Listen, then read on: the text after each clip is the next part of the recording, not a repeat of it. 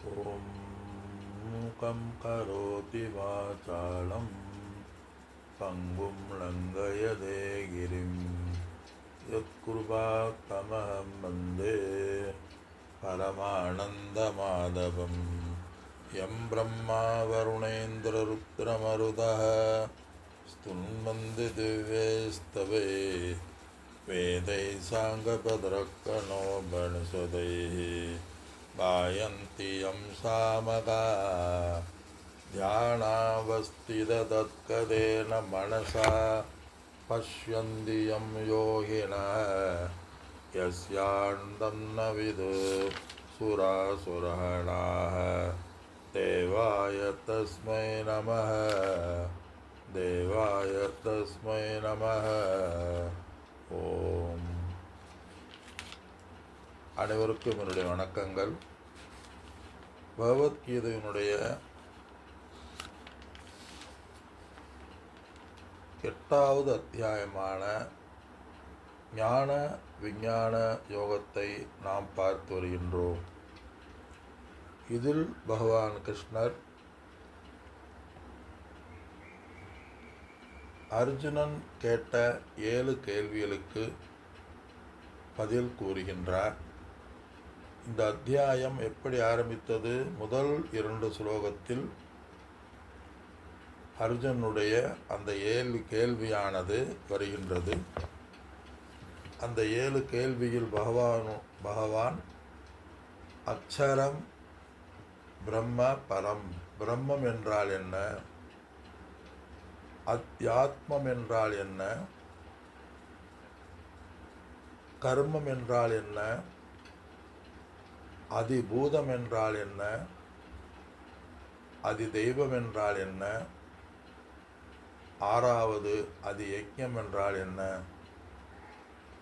7வது கேள்வி மரண காலத்தில் மோட்சத்தை அடைய வேண்டுமென்றால் எப்படி உங்களை நினைக்க வேண்டும், மரண காலத்தில் உங்களை நினைக்கிறது எப்படி? ஏன்னா மரண காலத்தில் எதை நினைக்கிறோமோ அதுதான் நம்முடைய கடைசி அடுத்த பிறவி.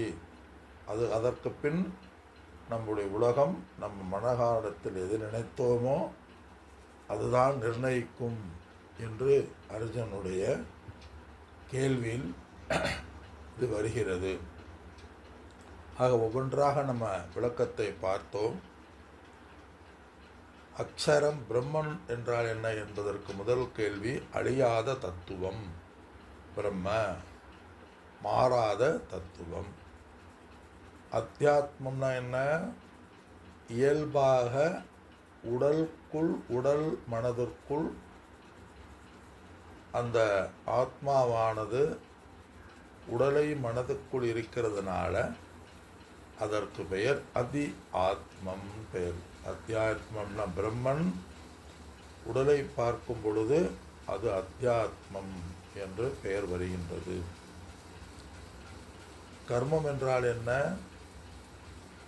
எல்லா ஜீவராசியினுடைய உற்பத்திக்கு காரணமான அவரவர்களுடைய நன்மையை அடைய, வேண்டியதை அடைய யாகம் யஜ்ஞம் வேள்விகளை செய்கின்றோம். அந்த கர்மத்தையும் ஞானி அடைகிறான். அது அத்தியாத்ம அதிபூதம் என்று நாம் பார்த்தோம். பூதபாவ உத்பவகன்னு பார்த்தோம். ஜீவராசியினுடைய தோற்றத்துக்கு எது காரணமாக இருக்கின்றதோ அது கர்மம். இதையெல்லாம் ஞானி அறிந்திருக்கின்றான். ஞானி என்ன அறிந்திருக்கின்றான்? இதில் ஞானி என்ன கர்மத்தை பற்றி அறிகின்றான் என்றால், ஞானி கர்மத்தினுடைய புண்ணிய பாவங்களை அவன் அறிந்திருக்கின்றான். எந்த ஜென்மம் கர்மத்தை கொடுக்கும், எந்த பாவம் எந்த செயல் புண்ணியத்தை கொடுக்கும், எந்த செயல் பாவத்தை கொடுக்கும் என்று உணர்ந்து ஞானி புண்ணியத்திற்கும் பாவத்திற்கும் அப்பாற்பட்ட அந்த அத்தியாத்ம தத்துவத்தை கர்மத்தை அவன் அறிகின்றான். இந்த இடத்துல கர்ம யோகத்தையும் அவன் அறிகின்றான் எடுத்துக்கலாம். ஈஸ்வரனுக்கு அர்ப்பணமாக செய்தால் நம்முடைய மனதிலே ஒரு விவேக வைராக்கியமானது வரும். அந்த வைராக்கியம் வரும்பொழுது இறைவனை பற்றி நாம் அதிகமாக நினைக்க ஆரம்பிப்போம். இப்பொழுது நாம் எதை நினைக்கிறோமோ அப்பொழுதுதான் மரண காலத்தில் வரும் என்றும் அவன் நினைக்கின்றான். அவன் ஞானி. அதனால் அடுத்து சொல்ல போகிறார், மரண காலத்தில் என்ன நினைக்கிறோம் என்பது யாருடைய கையில் என்றால் நம்முடைய கையில்தான். இப்பொழுது நாம் என்ன நினைக்கின்றோமோ அந்த எண்ணம்தான் மரண காலத்திலும் வரும். அடுத்து நம்ம விளக்கத்தை அந்த சுலோகத்தில் பார்ப்போம். 5வது சுலோகத்தில் வரும். இப்போ 3 கேள்விக்கு விடை. 4வது கேள்வி, அதிபூதம் என்றால் என்ன? சரபாவக. பாவன தன்மையை உடையது, இயல்பையை உடையது, மாறக்கூடிய அழியக்கூடிய தன்மையை உடையது இந்த பூதம். இறுதியாக பார்த்தது அதி தெய்வம். 5வது கேள்வி, அதி தெய்வம் என்றால் என்ன? அதி தெய்வம் இந்த இடத்துல இரண்ய கர்ப்ப தத்துவம் சொல்கிறார். நம்ம அதைத்தான் பார்த்தோம். இரண்ய கர்ப்பம், ஒவ்வொன்றுக்கும் ஒரு தேவதை இருக்கின்றது. அக்னி தேவன், வருண தேவன். இயற்கையில் எது நியதியுடன் இருக்கின்றதோ அதை நாம் தேவர்களாக வழிபடுவது வழக்கம். சூரியன் நியதியுடன் என்கிறதுனால அது இறைவனின் நியதி, அதை சூரிய பகவானாக வழிபடுகின்றோம். சந்திரன் இயல்புடன் இருக்கிறதுனால அதை சந்திர தேவதையாக வழங்குகின்றோம்.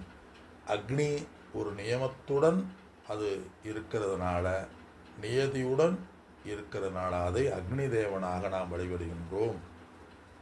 வருண பகவான், மழைக்கு வருண பகவானாக நாம் வழிபடுகின்றோம். வருண பகவான் ரொம்ப அருள்மழை பொழிகின்றார். அதனால் எங்கு தர்மமானது நிலைநாட்டப்படுகின்றதோ அங்கு மழை வரும். சாதுக்கள் எடுக்க இடத்துல மழையோ நதிகளோ ஓடி வரும் என்பார்கள். அதனால் சாதுக்கள் இருக்க இடத்துல தண்ணி கஷ்டம் பெரும்பாலும் வராது. இல்லை சில நேரங்களில் கஷ்டம் வருதுன்னா அது அவர்களுடைய சமஷ்டி பிராராப்தமாக இருக்கும். கூட சேர்ந்தவர்களுடைய ஒரு பிராராப்தத்தில் நம்ம கூட இருக்கும்போது அதை அனுபவித்து நாமளும் அதை அனுபவிச்சு தான் ஆகணும். எப்படி நம்ம என்னதே ப்ரேயர் பண்ணி தெய்வீகமான ஒரு வாழ்க்கையை வாழ்வதற்கு வாழ்ந்தாலும் முயற்சி செய்தாலும் நாட்டை ஆளுகின்ற அந்த அரசியலினுடைய தாக்குதலுக்கு நம்மளும் ஆட்படத்தான வேண்டி இருக்குது. அது நம்முடைய சமஷ்டி பிராராப்தம்னு எடுத்துக்கிற வேண்டியதே. ஏன் எல்லாருடைய மனதிலும் எந்த நிலை இருக்கின்றதோ அந்த நிலைதான் அவர்களுக்கு வரும். அதனால் தெய்வீகமான ஆட்சி, கடவுள் ஆட்சிங்கிறது நம்ம விரும்புகிறோம். ஆனால் ஒருத்தரை தேர்ந்தெடுக்கும் பொழுது அவர் நல் மனம் எப்படி அவர் வாழ்ந்தாரோ, எப்படி அவர் இருந்தாரோ அதனுடைய பழக்கத்தில் தான் அவர் ஆட்சி செய்வார். நல்லபடியாக இருந்து நல்ல எண்ணங்கள் இருந்து தெய்வீக எண்ணங்கள் வந்து கொஞ்சம் ஓரளவு படித்தோ கேட்டோ இல்லை அனுபவ அறிவோ இருந்தால் தெய்வீகமான வாழ்க்கை அமையும். வாழ்க்கை அனித்துவம் என்று இருந்தால் தெய்வீகமான வாழ்க்கை அமையும். எதுவுமே என்ன சம்ஸ்காரத்தோடு அவங்க வந்தாங்களோ அவர்களோட ஆட்சிகள் அமையும். மோடி எடுத்துக்கிட்டேன்னா சின்ன வயசுலேருந்து ஆர்எஸ்எஸ் சேவை, பக்தி, பஜனை இதில் வந்தது. அவருடைய சம்ஸ்காரம் அப்படி இருந்தது. நம்ம தமிழ்நாட்டில் இருந்ததுன்னா அவருடைய சேவை திராவிட மாடல், பெரியார், அவர்களுடைய சம்சாரம் அப்படி இருந்தது. அப்போ அந்த எந்த சம்ஸ்காரத்தில் அவங்க இருந்தாங்களோ அப்படித்தான் அவங்களுடைய ஆட்சியானது அமையும். அப்போ இதுலேருந்து என்ன தெரியுது? நம்ம சமஷ்டியில் டோட்டலில் நம்ம ஏதாவது பாவத்தை அனுபவிக்கணும்னா அந்த கூட இருந்தவங்களுடைய சம்ஸ்காரத்தினாலையும் நம்ம அனுபவிக்க சூழ்நிலை வரும். ஆனால் ஞானிக்கு மனதளவில் தாக்காது. அவன் தன்னிலையில் சௌரியமாக இருப்பான். சொசைட்டியில் விவகாரம் பண்ணும் பொழுது வேண்டாம் சில அசௌரியங்கள் சிலதெல்லாம் வரும். அதற்குரிய காரியத்தை செய்தாலும் அவன் தன்னளவில் ஆனந்தமாக சுதந்திரமாக இருப்பான். இப்போ கோயில் இடிக்கிறாங்க, கடவுளை பற்றி தவறாக பேசுகிறாங்கன்னா நம்ம கையில் இல்லை, அது நம்முடைய பிராராப்தம்.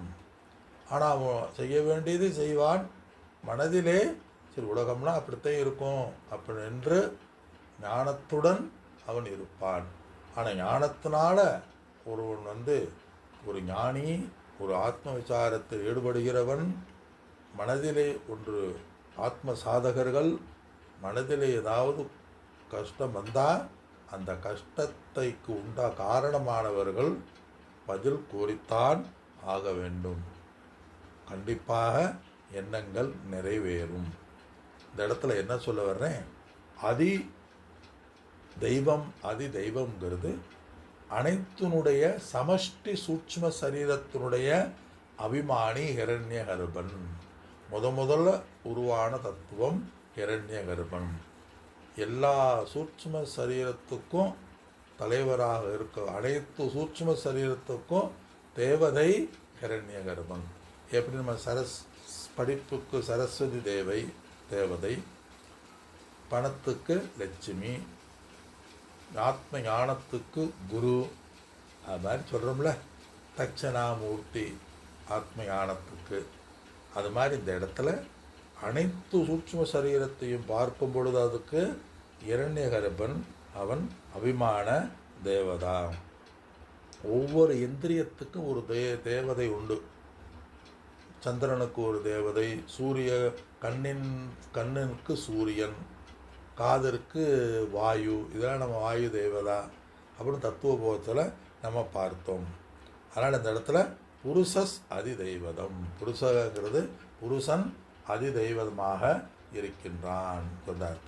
6வது கேள்வி 4வது ஸ்லோகத்தில் அதி அகமேவ அத்திர தேகபிரதாம் அதியஜ்ஞக அகமேவ அத்திர. அந்த அதியஜ்ஞன் அகமேவ, அதியஜ்ஞன்னா யாரு? நான் தான் அதியஜ்ஞனாக இருக்கின்றேன். எங்கே? அவர்களுடைய சரீரத்துக்குள் அனைத்தையும் அறிகின்ற அதியஜ்ஞனாக நான் இருக்கின்றேன். அதாவது அதியஜ்ஞம்னா என்ன? ஒவ்வொரு செயல்களுக்கும் நான் தான் காரணம். நான், ஒரு ஆசிரியர் சொல்கிறாரு, நான் கர்மபல தாத்தாவாக இருக்கின்றேன். அவரவர்களுக்குரிய செயல்களுக்கு தகுந்த கர்ம பலனை நான் கொடுக்கின்றேன் சொல்கிறார். அதனால் நம்ம என்ன செயல் செய்தோமோ அதற்குரிய பலன் நானே கொடுக்கின்றேன். என் அத்திரன்னு அந்தந்த செயல்களுக்கு தகுந்த கர்ம பலனை நான் கொடுக்கின்றேன்கிறார். அந்தந்த செயல் அது தெய்வதம் நானே. எல்லா இடத்திலும் வியாபித்து இருக்கின்ற அதியஜ்ஞனாக நானே இருக்கின்றேன். அதாவது நான் கர்த்தா, நான் போக்தா, நான் அனுபவிப்பவன், நான் செய்கின்றவன் என்ற நிலை இந்த செயலினால் வருகின்ற அந்த பலனிலும் நானே இருக்கின்றேன். எல்லா செயல்களுக்கும் சாட்சியாக நான் இருக்கின்றேன். எல்லா செயல்களுக்கும் சாட்சியாக நான் இருக்கின்றேன் சொல்கிறார். அதாவது எங்கும் நான் நிறைந்து இருக்கின்றேன். விஷ்ணுன்னு பேர், சர்வ வியாபி விஷ்ணு.